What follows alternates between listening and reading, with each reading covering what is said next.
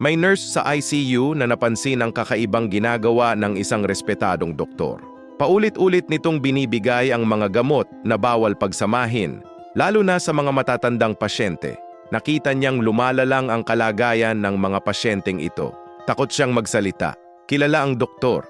Matatakot siya na ma-blacklist sa ospital, pero hindi siya tumigil. Sinulat niya lahat ng nakita. Nang mag-report siya sa medical director, galit ang doktor. Sinabi nitong masyadong pakialamera ang nurse. Pilit pa siyang pinalipat ng doktor sa ibang ward, pero hindi siya sumuko. Patuloy niyang dinokumento ang lahat. Nang mag-investigate ang ospital, nalaman nila ang totoo. May demensya pala ang doktor. Nakakalimutan na niya ang tamang gamot. Dahil sa tapang ng nurse, naligtas niya ang maraming buhay. Hindi lang siya nanatili sa trabaho. Ginawa pa siyang patient safety officer. Naging national speaker pa siya sa medical advocacy.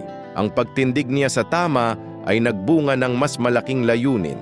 Minsan, ang pagiging matatag sa prinsipyo ay nagbubukas ng mga pintuan na hindi mo inaasahan.